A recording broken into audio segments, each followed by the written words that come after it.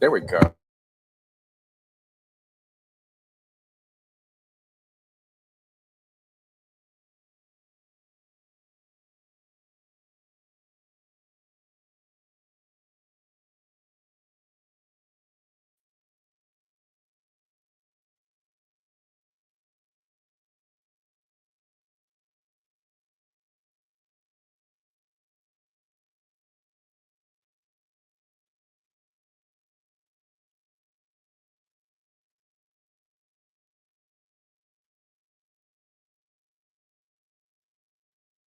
All right.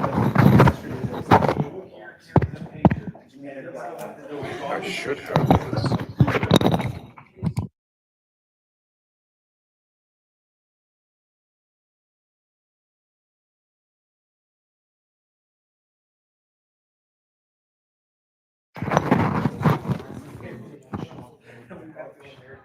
Hi, everyone. So let's get things started.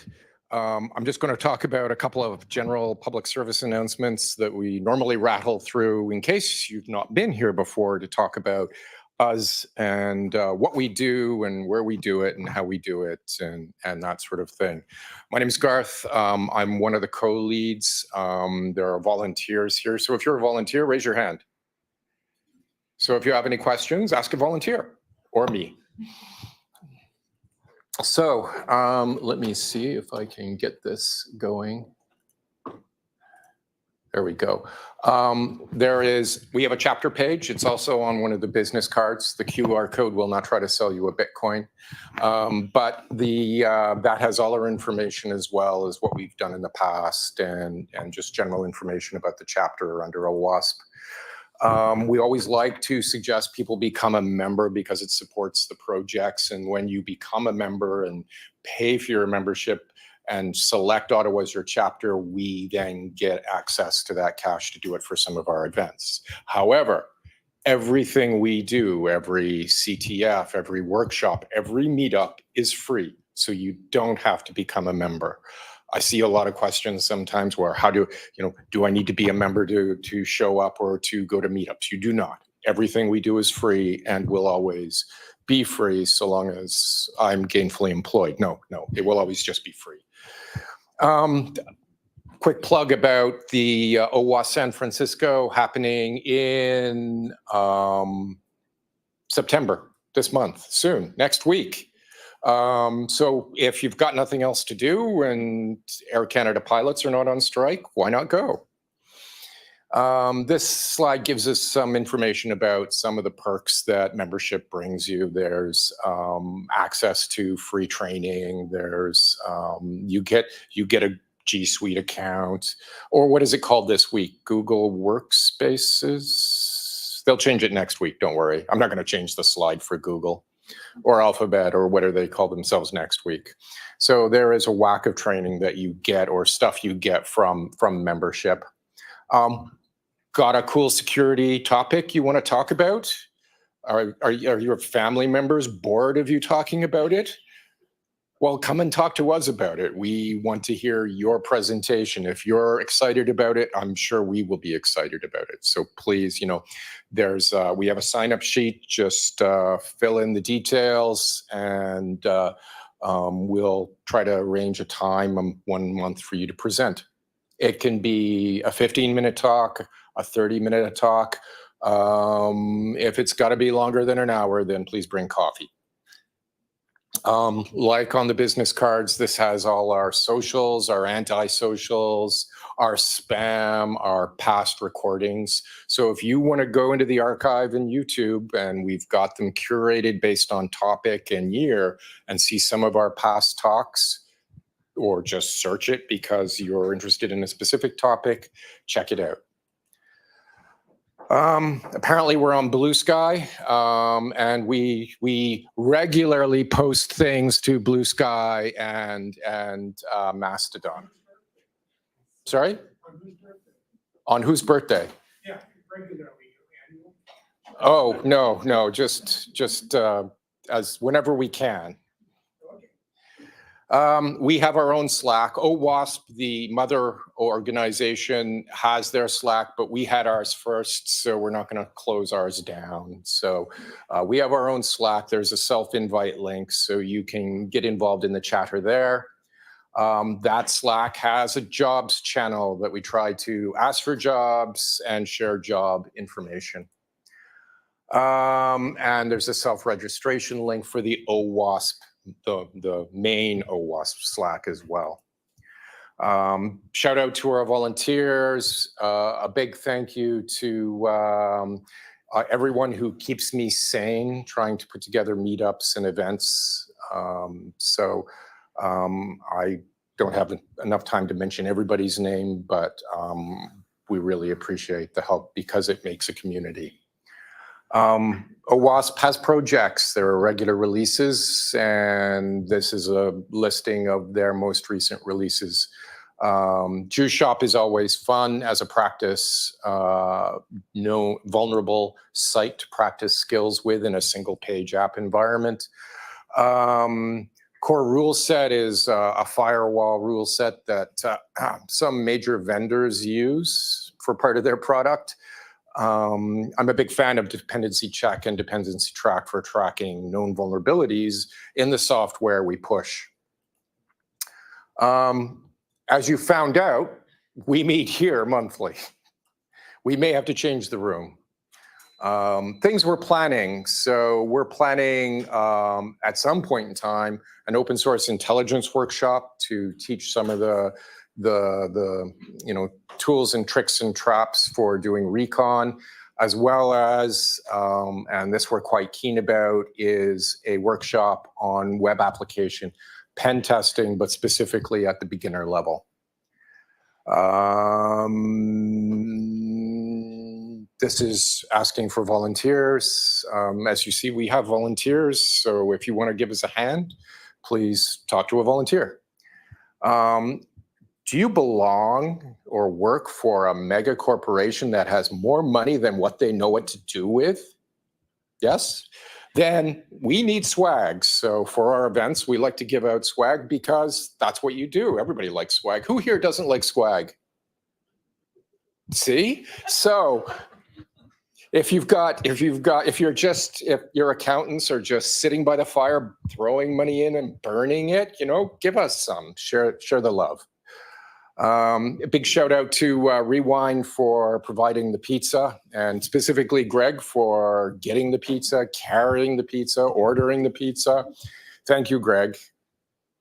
And thank you, Rewind. And now, the main event. So I'm going to have to check my notes for this one if my phone didn't lock up. Big shout out to Carol for volunteering to talk to us. Carol's a CISSP, and she's been involved in something called the Common Criteria since its beginnings. Who here has heard of the Common Criteria? If you're in security, you've probably heard of the Common Criteria. She's worked on Common Criteria evaluations for Canadian schema-approved evaluators and EWA Canada's Common Criteria Laboratory, and as part of the DOMAS IT Security Laboratory. You're currently a quality manager of Lightship Security's Canadian and US Common Criteria Laboratories. That's like a mouthful. It's like I need almost like a bottle of oxygen for all this. Your responsibilities include review of vulnerability assessment reports. So please welcome Carol, who's going to talk to us about common criteria evaluations. I will pass the microphone.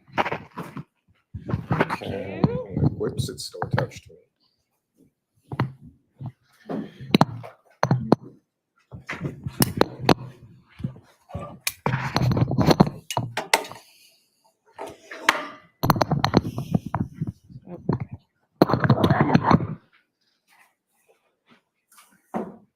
Okay.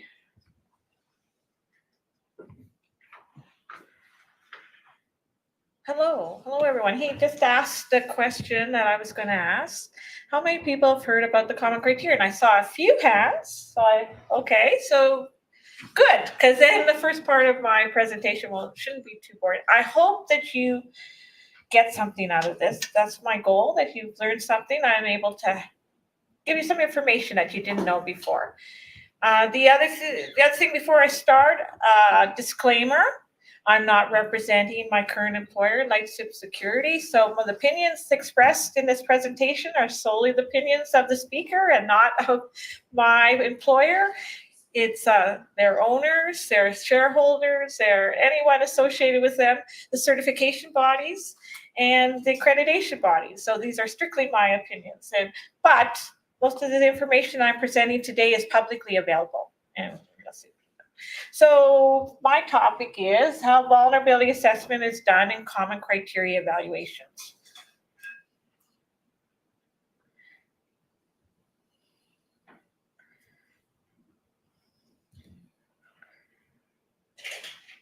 Okay, second.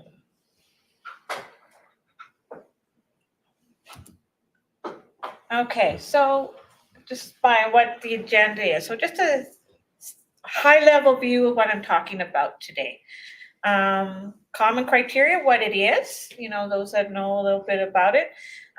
This may be a little bit boring for you. Common criteria assurance, current protection profiles, vulnerability assessments in both Canada and the United States. I know a little bit about what's done in Europe, a little bit, but not that much.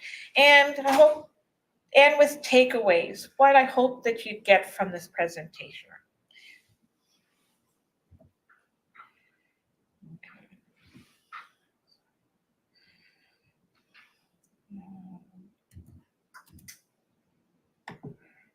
Okay, so first, what is the full title of the common criteria? It's common criteria for information technology security evaluation. And here I've highlighted common criteria. What does it mean, common criteria? It's a framework. It's common, internationally conceived and recognized. The sponsors of the common criteria, 6 nations, the US, Canada, UK, Germany, France, and the Netherlands, and 2 separate agencies in the US, National Security Agency and the National Institute of Standards and Technology. And I find as I get older, I'm getting older, we all getting older, tend to talk a little bit about history. So I hope I'm not going to bore you too much about history, but I like to talk a little bit about the history of the common criteria. So how did it get started? It got started in the early 1990s. The U.S. National Security Agency, NSA, and NIST, NSA decided that they wanted to work with NIST and want to have a common criteria, want to have common evaluations. And Canada, of course, we are kind of go along. We're so closely tied with U.S. in our security. And then the other countries here, the UK, Germany, France, and Netherlands came on board. The UK, Germany, and France, Netherlands, they all had their own standard called ITSEC, Information Technology Security Evaluation Criteria. The US had TCSEC, Trusted Computer Security Evaluation Criteria. In Canada, we had something a little different, CTCPAC, Canadian Trusted Computer Product Security Evaluation Criteria. So mouthful with all those. But there's 3 different standards, 3 different IT security evaluation standards. And they decided to coordinate and get something that could be recognized by all these nations. US TCSEC, Trusted Computer Security Evaluation Criteria, that criteria was was combined functionality and assurance. And they had, I don't know how many here, has anyone here have heard of the Orange Book? Oh, a few people. Orange Book, part of the Rainbow series. They had criteria, they had different levels. D1 being minimal protection, up to A1, formally verified. And if you've heard of Orange Book, you've probably heard of C2. So C2, discretionary access control. So these were usually applied to operating systems, but I don't know if other products were evaluated against this criteria, but that was the criteria that they had in the US. Canada, we had something separate.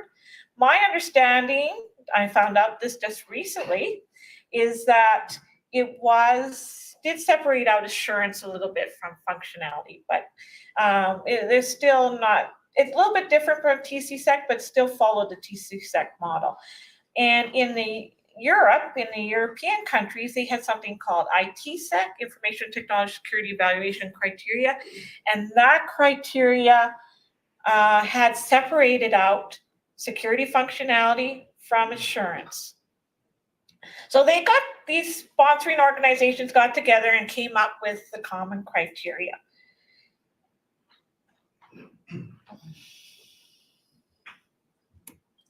So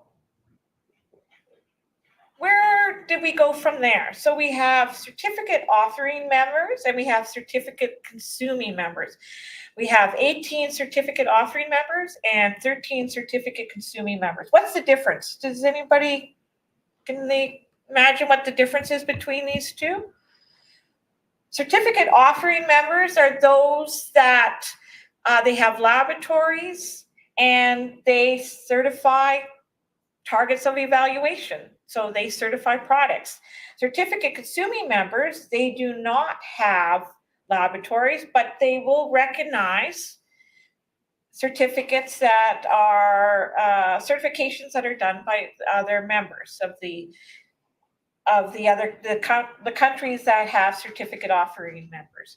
The whole thing is covered by the CCRA, not our Canadian Revenue Agency, but the Common Criteria Recognition Arrangement. So there's a recognition of anything that's evaluated by the certificate offering members is recognized by not only the certificate offering members, but also the consuming members. And if you notice too, the UK flag at the bottom here, it's UK is now not doing their own evaluations. So information technology security. And since you're here, you know what that is, but I just want to add a little bit to that. Information technology security. So this framework is for information technology security, but it actually could be used for IT in general. It's a framework that you have requirements that are verified to assurance. So in common criteria, we talk about targets of evaluation, or TOEs. So we have TOEs, that's one body part we have in common criteria. The other body part we have in common criteria are EARs, evaluation assurance requirements. Entropy assessment reports, not evaluation assurance requirements, entropy assessment reports. And targets of evaluation, they can be anything that's IT, network devices, appliances, and I like appliances, I mentioned it twice, distributed IT systems. It doesn't necessarily have to be a product. It doesn't have to be just a virtual machine. It doesn't have to be software. It could be anything that's IT. We've evolved to more looking at distributed IT systems and not necessarily just single products. And evaluation. What's evaluation? So common criteria is an evaluation standard. Evaluation is an assessment, a judgment that the requirements are met. There's a judgment component to it. As opposed to what conformance is when there's set testing. So we're doing conformance testing. How many here have heard of the FIPS 140. Okay, a few hands. FIPS 140, that's conformance testing. Or actually, I should say that started out as conformance testing. It's evolving to be more evaluation. But conformance in that, here's the requirement, here's the derived test requirement, here's the testing that is expected to be done. The lab does that testing, check that that requirement is met. Evaluation is more, okay, I think this document, this guidance is good enough. Okay, so remember I said that with common criteria, there's separation of security functionality from assurance. So with security, so in common criteria, we have security functional requirement classes, and here are the common ones. And I think they cover IT security functionality. So you have security audit. Of course, everyone here knows how important audit is. Communication, cryptographic support, user data protection, identification, authentication, security management. So management functions, administrator functions, roles, separation roles, privacy, not too much testing is done to privacy requirements, but privacy is there, pseudonymity, unlinkability, those sorts of things. Protection of the TSF, so protection of the target of evaluation security functionality. So trusted update comes under that. Timestamps come under that. Resource utilization, toe access. Toe access is more like lockdown. If timing out, exiting from a role, and then trusted path and channels. So these are the classes in common criteria, and they're the high-level types of security functionality that's tested. Security functionality, there's under these classes, there are families and specific security functional requirements. But I'm just talking in general for this presentation, so I just wanted to outline what the security functional requirement classes are. Question. Oh, please. If I may. Audit, is that specific to, say, pen testing, or would it be also more of a review of configuration, or a review of from the inside as opposed to from the outside? Oh, okay. Or do they stipulate, is it more in general for all these things? Okay, for audit here, it's the functionality of audit records. So you have a product, an operating system that produces audit records.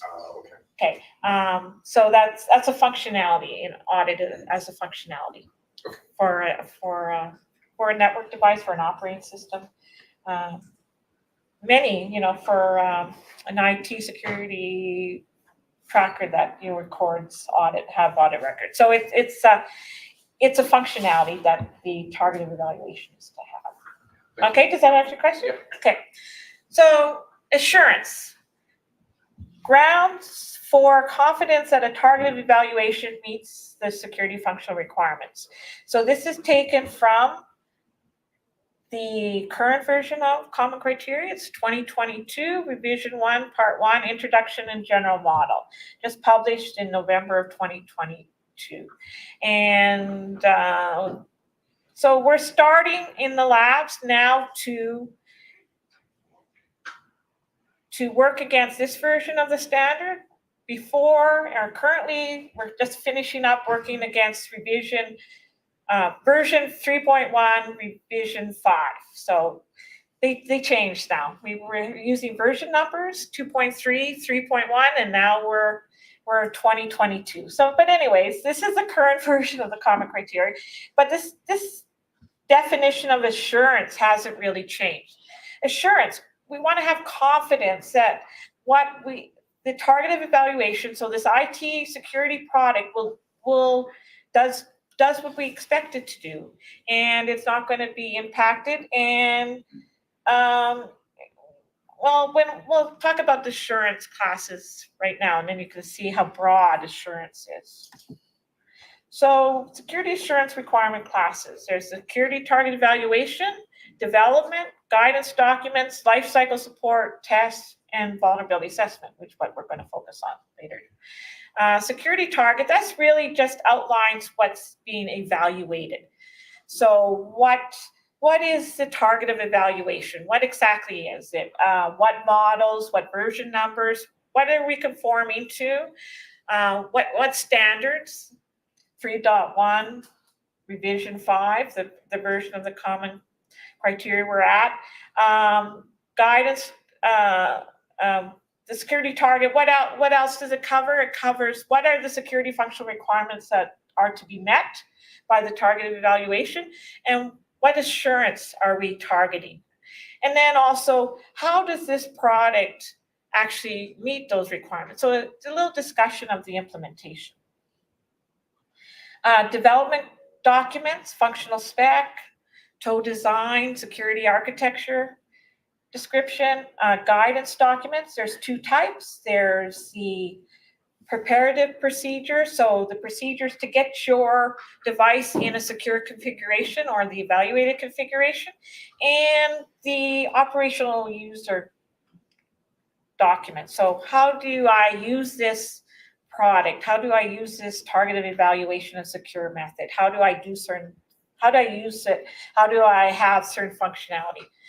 Lifecycle support. So lifecycle, we're talking about the life cycle of this product from, how do we identify that we got the right product? How does it get delivered to the user? Does it, the life cycle, support, flaw remediation. If it's got flaws, how are they get fixed? How does the vendor fix those? That's covered under life cycle. Test is functionally testing the device. So what tests? There's basically 2 kinds. There's tests that the vendor does, their quality system, the tests that they do, and tests that the laboratory does.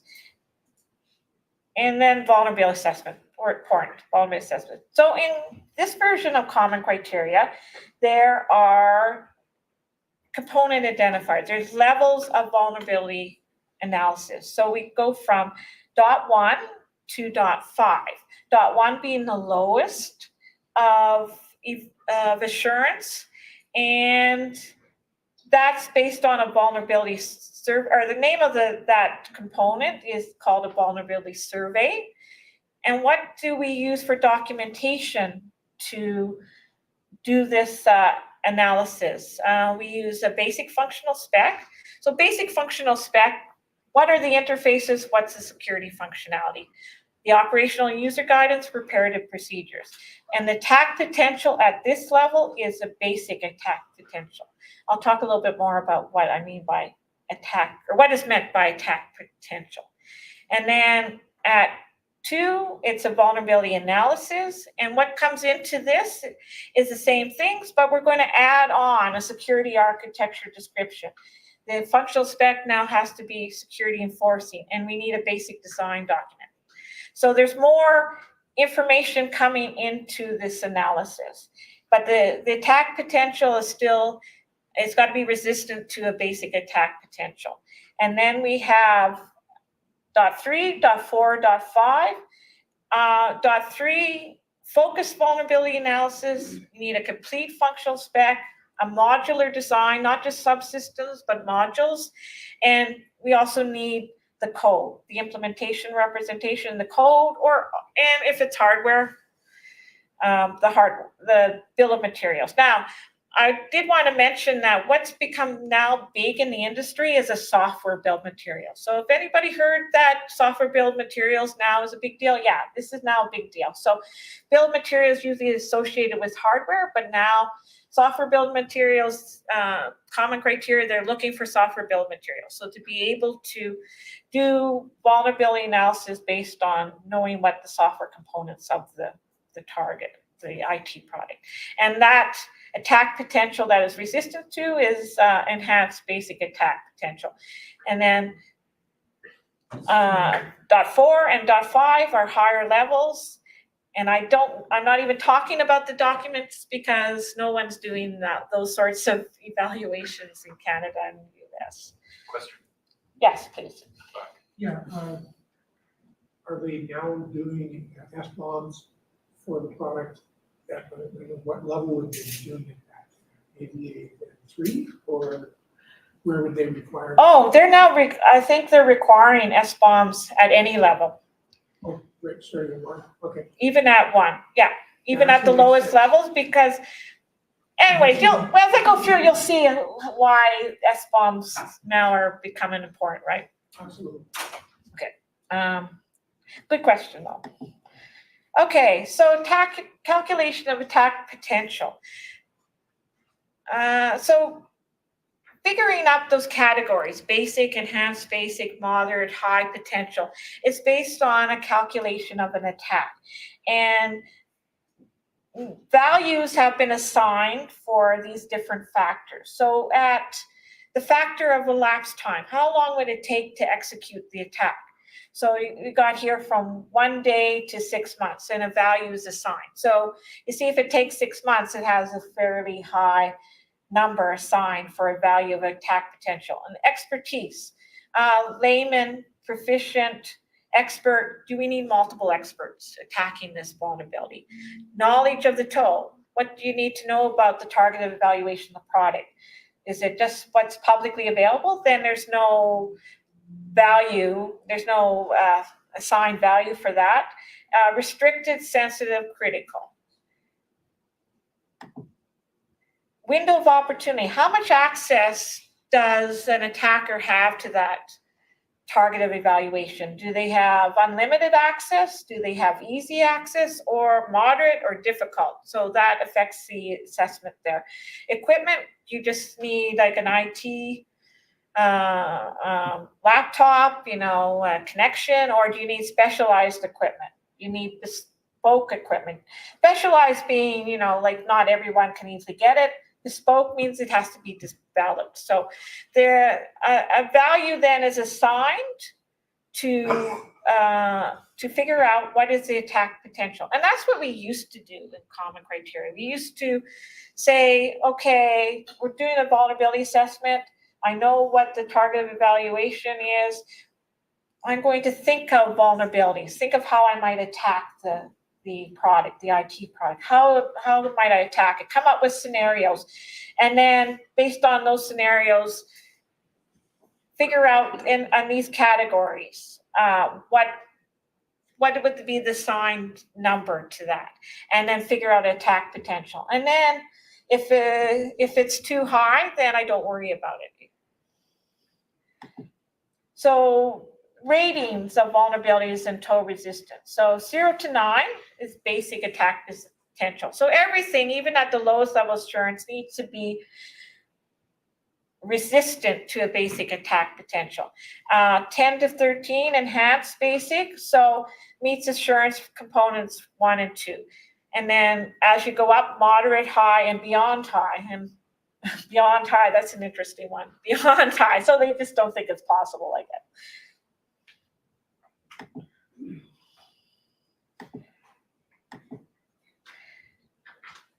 So what's currently being done in vulnerability and assessments and common criteria in Canada and the US? So let me first talk about evaluation assurance level versus protection profile based evaluation. So evaluation assurance level are packages. I'll show you about the packages in a minute, but they're a well-formed package of security assurance requirements representing a point on the predefined assurance scale. So they've been decided upon by the community, the sponsors. Okay, these sorts of things you need, these sorts of assurance you need to do at an EAL. So we used to talk about, is it an EAL 1, 2, 3, 4 evaluated product? That really, it wasn't the important thing. The important thing was the security functionality. The EAL is just how much confidence we have that that product has that security functionality. And then there's protection profiles, or PPs. They're implementation independent statement of security needs for a targeted evaluation type. So in the early days of common criteria, I'd say to my customers, when I'm working with the lab, I say, why don't you come up with a protection profile? Because then you can set the standard for your type of security product, for your firewall, your VPN. You can set the standard because you've created a protection profile, and these are the security functions that need to be part of it, that it needs to have, and this is assurance that you expect. Not many vendors did that.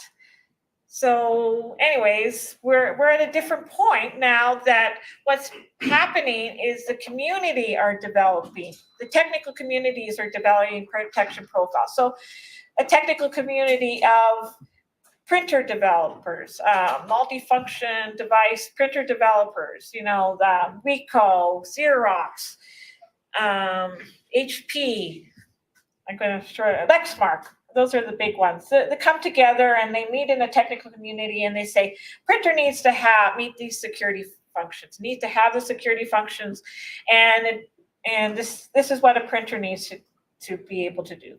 So that's what's being done. Anyways, we'll go on to the next slide. So evaluation assurance levels.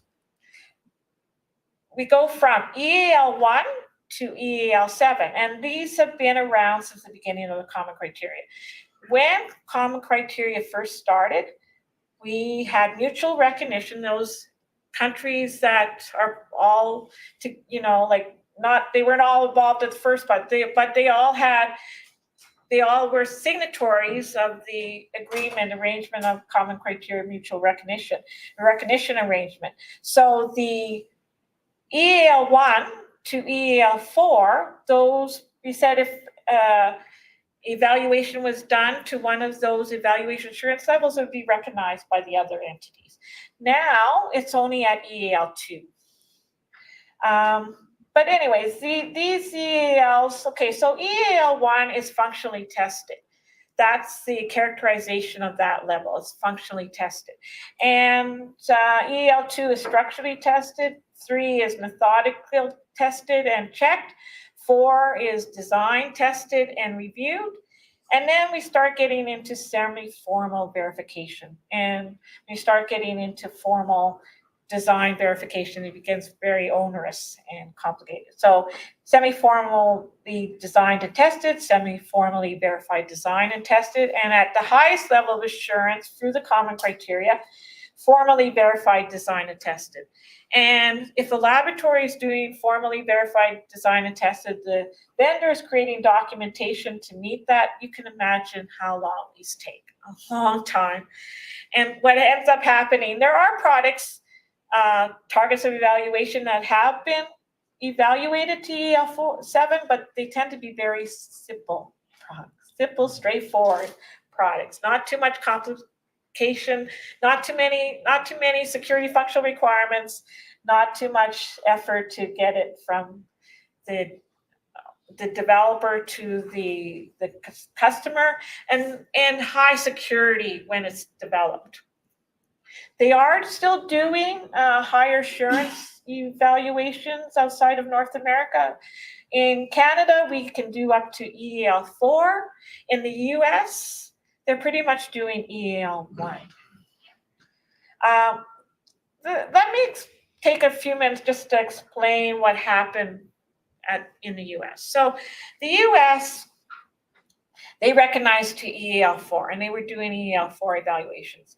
Then they got backed up a little bit just because of their process. And then they were looking at, they said, well, we need something higher. We need medium robustness. And their definition of medium robustness was EAL4 plus. In an earlier version of the common criteria, we had something called covert channel analysis. How many people have heard of covert channel analysis? Yeah, so trying other methods to get into the product. So that was medium robustness in the US. So that just became unworkable. Then finally they settled on something in 2013. They decided that what we're going to do is we're going to rely on protection profile evaluations. We're only going to accept into our product compliant list, we're only going to accept protection profile evaluations. So we're going to say, these are the things that that are needed in this type of product, and this is the assurance that's going to be needed, and it's going to have to be done in a certain period of time, and we're going to get these done in a short period of time. So what does our what kind of time frame are we talking about getting these done? So what's being done in the US is we have check-in and check-out. So check-in is when they officially record the evaluation started. It's based, you have a security target. So you have an outline of what the evaluation is about, what protection profile you're claiming insurance to, and what is the outline of the product. Check in and then check out. The evaluation is finished. You have all the work done by the laboratory. It's all done. It's check out. Then the only thing left to do is for the validators to look at all the documentation provided by the laboratory, and then make comments, and the comments are addressed by the laboratory, and they finish it. So, but that period from the time check in to check out, the certification has to be done within 6 months. That's a lot of work to get done in 6 months. So often what happens is the laboratory starts, make sure they're well done the path of getting the testing started before they do the check-in. But what's happening is that it allows the US to control the certification process, or what they call validation. They don't use the term certification in the US, they use the term validation. That allows them to control how much time it's taking. And why do I talk about the US so much? Is because most of my customers, they want to be on the product compliant list. They want to sell to the US government. The US government is, I think, one of the biggest purchasers of common criteria evaluated products. So talk about a protection profile. So the protection profile here is an outline of what is required for this particular target. And we have the introduction, you have conformance claims, you have the security problem definition. So the security problem definition, that's the protection profile developers, authors outline of what really is a security problem. What are the threats expressed in terms of who the attacker is, what action they do, what asset they attack, organizational security policies, like, maybe it has to shut down after so long. Assumptions of the environment that this product is going to be used in. And one of the typical assumptions is it's going to be in a secure operations center, like for a network device. That's a typical assumption. And there could be other assumptions, but it lays out what the security problem definition is. And then the security objectives is how we deal with that security problem. What are the security objectives for the TOE, the targeted evaluation? What are the security objectives for the operational environment in which this targeted evaluation is going to run? Extended components, so there's security functional requirements defined in common criteria, but you can define your own. There's nothing stopping you from defining your own. In fact, in the early days of the common criteria, intrusion protection systems, IPS systems, that was a thing that they were defining their own requirements for. And then the security requirements, security functional requirements, security assurance requirements, and rationale for those. That's the bottom. So the protection profile is something that you're going to target. I want to meet this protection. I have a particular device, a particular type of functionality, particular TOE. I want to meet a protection profile. It's not about the product, it's about performance to what my product should conform to. So yeah, and I highlight here security requirements, security functional requirements, security assurance requirements, and the rationale for that. So in the US, the NIST and NSA together make up the National Information Assurance Partnership, NIAP, and they have their approved protection profile profiles. And the technologies here are what they have protection profiles for. I went through this, and you can see the variety of types of products that are covered by approved protection profiles. You've got like common things like you would expect. You have firewall, you have wireless LAN, you have virtual private network, but you also have things like Bluetooth. You have peripheral switches. You have network devices in general. Email clients, application software, web browsers. You have quite a range of products that are covered by, or I should say types, technologies that are covered by approved protection profiles. So what's being done as far as assurance in approved protection profiles? Primarily, we're targeting evaluation assurance level 1 with AVA vulnerability survey, AVA van.1 vulnerability survey. So lowest level of assurance, pretty much, EAL1, with AVA van.1, the vulnerability survey. So pretty low level assurance. Is that good enough? That's for you answer. Mostly in Canada and the US, we're doing enterprise product evaluations. We're not doing smart cards. Smart cards, usually they want a higher level assurance, and smart card evaluations are usually done at a higher level assurance. But in Canada, we're doing enterprise type of products. So EAL1, we used to say EAL1 used to be assurance level that you could do without any vendor input. We're not looking at vendor processes.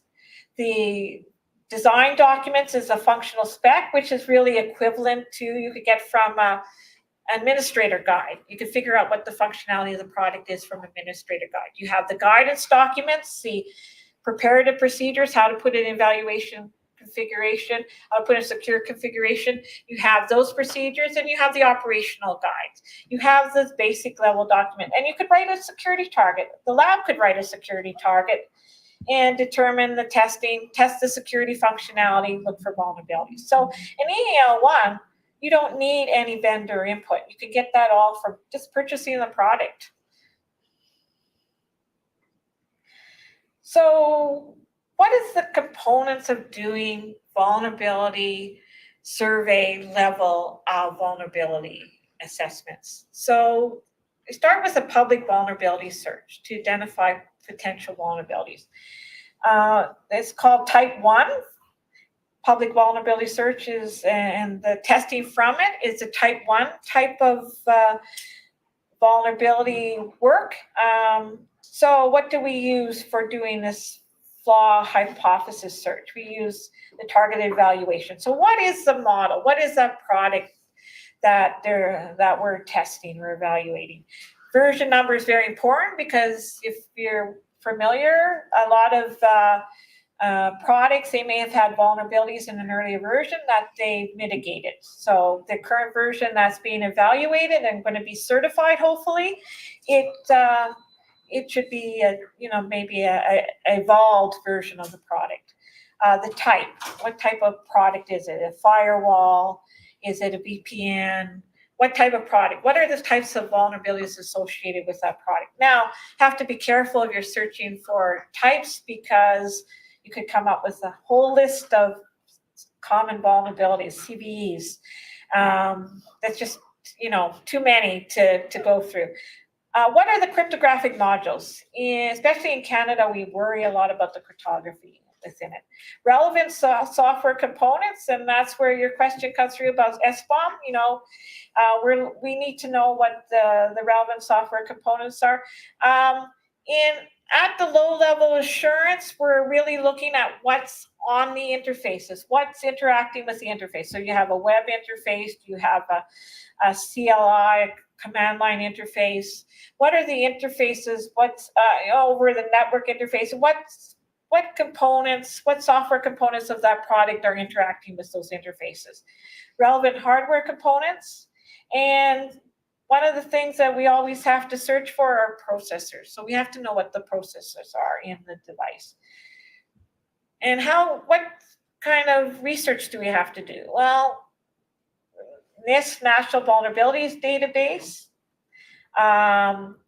the CERT Authority, the KB, Carnegie Mellon, vendor security advisory. Some of vendors have really good tracking of their vulnerabilities, like RICO and BSD is a good search. Not all, Fortinet, if you want to talk about something more local, but some vendors have really good their listing of their own vulnerabilities, and it's encouraged as a laboratory to go to the vendor site to see if they list any vulnerabilities that the vendor may have mitigated in their products. And what flaw hypothesis search sources do we look at? In Canada, we also look at known exploited vulnerability database, something that's actively maintained. Cybersecurity and Infrastructure Agency, that's the US, known exploited vulnerabilities catalog. Go look in there, see if the particular targeted evaluation and this particular version is listed in there. And also here in Canada, the Canadian Centre for Cybersecurity Alerts and Advisory. So we go to those sites as well. It's expected that when we're doing a vulnerability assessment, we go to those sites. In the US, they do usually common platform enumeration searches to get a list of CVEs. So this flaw hypothesis search timing. When is it done in a common criteria evaluation? Because vulnerabilities come up all the time. New things are found. So in Canada, our vulnerability search, our public vulnerability search, has to be done within 6 weeks of submitting the ATE milestone. And by ATE milestone, that's when all the testing is done. The laboratories pretty much finished their testing, submitted all the reports, and was waiting for the certification body to come back. In Canada, the certifiers do witness testing. So they come over to the lab and say, show me your testing, describe what you did, maybe do some demonstrations. I'm interested about this, I'm interested about that, ask questions of the evaluators. In the US, they used to do witness testing. They no longer do that. What happens is, as a checkout, the full report is submitted with all the testing that's been done, all the vulnerability testing, the full reports, and they have to kind of do a one-to-one mapping between this test step and here's a screenshot. This test step, here's a screenshot. So these testing reports, the testing result reports, they're not unusual to be over 700 pages of screenshots.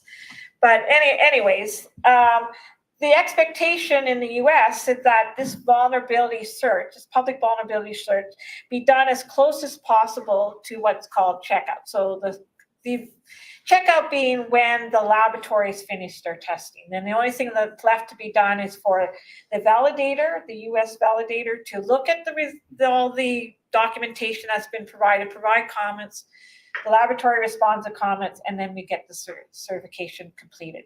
So pretty close to everything done, except I'm just responding to comments. The goal is that there's no vulnerabilities at the basic there's no vulnerabilities that exist in the product that are not resistant to basic account potential. That's the goal. Okay, so determine what is a vulnerability relevancy. So you imagine we do these searches, we come up with a number of CVEs. How many of these are relevant? Usually we're coming up with hundreds of CVEs, and of course, very few of them are relevant. So what's relevant in Canada? Used by the targeted evaluation and the evaluate configuration. So this CV is about this particular Apache software, and we know that is used in the targeted evaluation. So, okay, it's relevant. If it's a previous version and we're not at that version, we're a higher version, then it's not relevant. It's remotely exploitable. there's a general understanding that the vulnerability has to come in from remote. We're not talking about someone being able to go up to the particular device, go up to the network device. We're talking about having to come over an external interface, over the internet or something. And the vulnerability is of a particular concern. So cryptographic functionality, that's always a big one. Cryptographic key or credential leakage. You don't want passwords out there in the open. Access bypass. Can you get around the authentication mechanisms? Privilege escalation. So I come in as a user. Can I all of a sudden take over or have administrator access?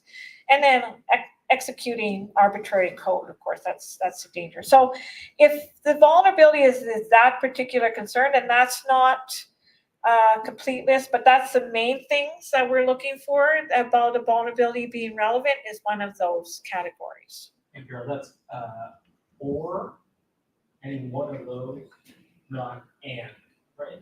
That's, or maybe it's. Oh, sorry, the or is for cryptographic key or credential leakage. Yeah, and it really is. Yeah, good point. It really is and. It's not or. But it's just the way it's written in our guidance. Yeah, it's cryptographic key or credential leakage. It's leakage of anything that's secret. Just what's in my head right now. Let me get this specific one. Sure. If there's a cryptographic vulnerability, does it have to be remotely exploitable to develop it, or like that's kind of the piece that I'm curious about. Okay. Does it have to be remotely exploitable? Yes. Oh, interesting. Okay. It has to, and we're talking low levels. We're talking low levels of assurance. Remember, right? So it has. I don't know if this is a target point, but I think of like key locks, and you mentioned smart cards before. Yep. It is interesting to me that you could validate cryptographically insecure key lock that could be physically exploited, but not remotely exploited. Does that make sense? Yes, that makes sense. It could be, if it could be physically exploited, you have to have access to it. In that case, if we were evaluating that, we should be evaluating it for local access. But we're talking about IT products. We're talking about usually enterprise security products. And smart cards, we mentioned smart cards, they're doing smart card evaluations at higher levels of assurance. So their vulnerability assessments are done at a higher level of security. And this is just in Canada. Vulnerability is remotely exploitable. Like, you think about printers, for example. We do quite a few printer testing evaluations in Canada. And you would think, well, printers, you have to get to the printer, but there's a certain expectation of trust that where the printer is, the people that are using the printer, they're going to be trusted individuals. And that's usually what's considered here. But this is in general what we're doing as far as vulnerability relevancy. It's got to be remotely exploitable. You got to come over the internet. You got to come over. Is that's like maybe partially due to the fact that like the scales of exploitation are different, right? Like with a physical attack, one person can exploit one printer, but with a remotely exploitable vulnerability, you'd be able to exploit like an entire country level of printers. That's a good point. That is a really good point. It's primarily the idea of trusted individuals. So most of the time there's assumption that there's trusted individuals that have access, physical access to that device. We do a lot of, we don't do devices that are out in the middle of nowhere. You have to come into an office building, you have to come into the facility. An administrator, trusted administrator, that's a common assumption, trusted administrator. So physical remote exploitability is because the expectation is that the people accessing the device are trusted individuals. That's the main reason. But that's a good point about remote exploitability, international or you know, anybody, you know, coming over the internet, hackers coming in. That's a very good point. Yeah. And then in United States, what they end up doing, they don't have those sorts of guidelines. They usually have the list of CVEs, and they're looking at the CVEs, and they're looking at the assumptions in the protection profile, or this, well, it's in the protection profile that gets copied into the security target. And so they exclude the vulnerability because it's not part of the evaluated configuration. It's not part of what's being evaluated. And the vulnerability is usually excluded due to an assumption. Physical protection, that's in the network device protection profile. And this one is a network device is assumed to be physically protected in its operational environment and not subject to physical attacks that compromise the security or interfere with the device's physical connections and correct operation. So that's a common one for a network device. A network device is expected to be in a secure facility. So we have these vulnerabilities. Most of them we say are not relevant to the target of evaluation. And so we do penetration testing. So what do we have to have before we start penetration testing? We have to have a test configuration that is consistent with the configuration under evaluation. So we don't have to have the product in the evaluate configuration. We can manipulate it a little bit to be able to verify that that vulnerability doesn't exist or it's not attackable. But it has to be consistent with the configuration under evaluation. So if, like, for example, a particular interface is locked down, we can't say that, okay, let's open up this interface now and we come in that way. No, we can't do that. We have to, it's got to be consistent with what the configuration is supposed to be for the evaluation. And it's got to be installed properly in a known state. That's the common one, known state. So we have to know, it's a set expectations. It's knowing what its state is. It's not in some magical, excuse me, state. So what testing is done when we do penetration testing? We have the types of penetration testing. You fall into 4 categories. So type 1, type 2, type 3, and type 4. So the type 1 is public vulnerability based, and that's what I was talking about, the public search for public vulnerabilities. Type 2 is international technical community source. So the community of that belongs to vendors and labs and certification bodies get together and decide, you know, what type of vulnerabilities that this product should really be resistant to. Type 3, evaluation team generated. So those that come up that are developed by the laboratory. And type 4, tool generated. So what's the usual testing that's done for these 4 types? So type 1, Nmap scans, attempt to exploit relevant CVEs. Yes, question? Previous slide, tool generated. What tools are we talking about here? Okay, type 4, we're talking about vulnerability scanners usually. OpenVAS, Nessus, Rapid7, Nexpose by Rapid7, fuzz testing.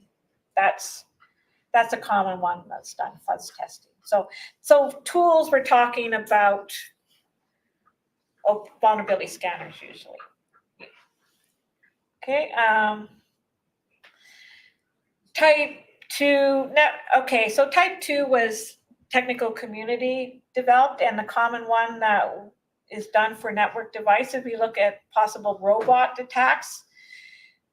Type 3, we're looking for heartbleed, poodle, freak, shell shock, those types of things we're testing for.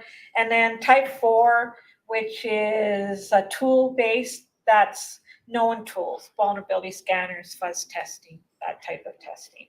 So in Canada, we cover all these. In Canada, we were doing fuzz testing, becoming less important. We're not really finding anything with our fuzz testing, so it's become less important to do fuzz testing. In the US, they do fuzz testing for sure, but they very seldom run vulnerability scanners on their products. So what is the expectation of this vulnerability testing? What is the final result that we want when we do this vulnerability? We want to know that all known relevant security vulnerabilities that could allow a compromise are patched or the functionality is disabled. So you can disable the functionality and say this functionality doesn't exist, it's not accessible, lock it down. Do this configuration, it's not available. But most of the time we're looking for patching. So we go to the vendor, we find that this product is vulnerable to this type of compromise. Or you've recognized the CVE, but you haven't done anything about it yet. We want it patched. We want to get it to the place where there's no vulnerabilities at the basic attack, resistant to basic attack potential. At that low level of attack potential, we want to make sure that there's no vulnerability. So when the product is certified by Canada or the US, they're fairly confident that there's no vulnerabilities. Of course, something always comes along and may need to be dealt with, but at the time it's certified, we want to have confidence that it doesn't have any vulnerabilities at this level. We want to have confidence. The certification bodies want to have confidence.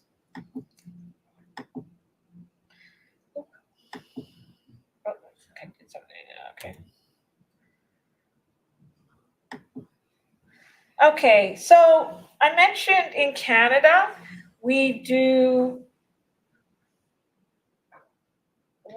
higher assurance testing. We can do up to EAL4 in Canada. In the US, they only do protection profile-based testing.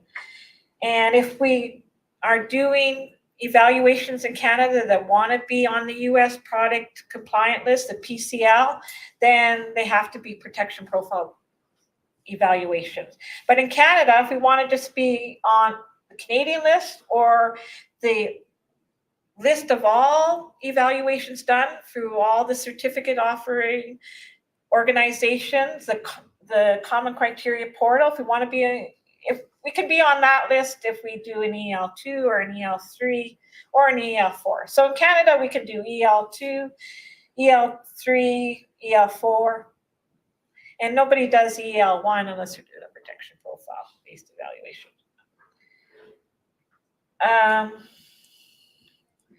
So I think I put it in a mode I really don't like. But anyways, that's so AVA band.2, vulnerability analysis. And at EL4, then we have a higher vulnerability analysis that's required, a focused vulnerability analysis. So I mentioned additional vulnerability assessment at EL2 and EL3. Examine the design and guidance documentation. So besides the public source search for vulnerabilities, we also look at the design documentation. We also look at the guidance documentation.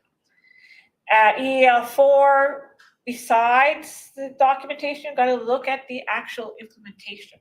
Got to look at the code. Some of the code, got to look at the bill of materials.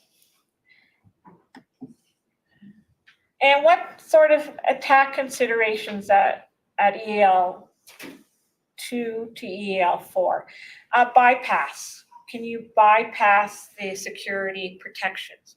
Can you tamper with the targeted evaluation? Can you do direct attacks? Can you monitor it and get some information? Can you misuse? That's a big one. Can you misuse it and make it vulnerable, attack it by misusing? And what's the great document for getting that information from is usually the security architecture design, which is required at EL2 and above. And that lays out how is the targeted evaluation, how is it secured during the initialization when you start it up, how is it secure against bypass? How is it secure against tampering?